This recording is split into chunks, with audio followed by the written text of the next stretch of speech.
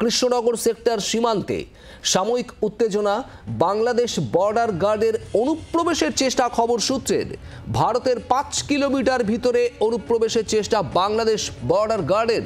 BSF এর বাধায় ফিরে যায় বাংলাদেশ সীমান্তরক্ষীরা। বিজিবির উদ্দেশ্যে প্রতিবাদপত্র পাঠিয়েছে বিএসএফ।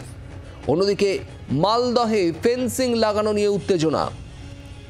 পিয়ালি মিত্র আমাদের প্রতিনিধি রয়েছেন আমাদের সঙ্গে। পিয়ালি, ঠিক কি ঘটেছে কৃষ্ণনগর সেক্টর সীমান্তে? একেবারে দেখো, ঘটনাটা আজকে সকালে ঘটেছে। ইতিমধ্যেই বিএসএফ এর তরফ থেকে কেন্দ্রকে যেরকম রিপোর্ট পাঠানো হয়েছে, স্বরাষ্ট্র মন্ত্রকে গোটা বিষয়টা জানানো হয়েছে, তার পাশাপাশি বিজেপিকে তারা প্রতিবাদপত্র পাঠাচ্ছেন। ঘটনাটা যেটা ঘটেছে যে কৃষ্ণনগরের যে জায়গাটা সেটা হচ্ছে ৬৮ নম্বর বিএসএফ এর যে ৬৮ নম্বর ব্যাটালিয়ন রয়েছে দক্ষিণবঙ্গে, সেই অঞ্চলের মধ্যে পড়ে। অন্যদিকে উল্টো দিকে বিজিবির সেটা হচ্ছে 58 নম্বর ব্যাটালিয়ন।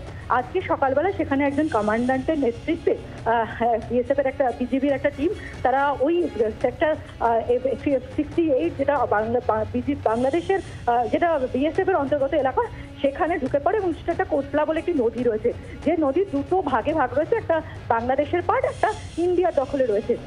আচমকাই সেই ৫ কিলোমিটার এলাকার মধ্যে তারা ঢুকে পড়ে এবং সেই জায়গায় অনুপ্রবেশের চেষ্টা করে। বিএসএফ এর যারা জওয়ানরা ছিল তারা প্রতিবাদ করে এবং তারা সেখান থেকে পিছু হটে যায়। পরবর্তী সময় তারা সোশ্যাল মিডিয়াতে, বিএসএফের তরফ থেকে সোশ্যাল মিডিয়াতে একটা ভিডিও সেখানে দেয় এবং সেই ভিডিওতে তারা দাবি করে যে এই ভারতের ৫ কিলোমিটার এলাকা তারা দখল করে নিচ্ছে। যদিও গোটা বিষয়টা নিয়ে বিএসএফ এর তরফ থেকে ইতিমধ্যেই কেন্দ্রীয় স্বরাষ্ট্র মন্ত্রককে জানানো হয়েছে, তার পাশাপাশি গোটা বিষয়টা বিজেপিকে প্রতিবাদপত্র পাঠানো হচ্ছে বাংলাদেশ সরকারকে। বাংলার আওয়াজ, বাঙালির আবেগ, জি ২৪ ঘন্টা।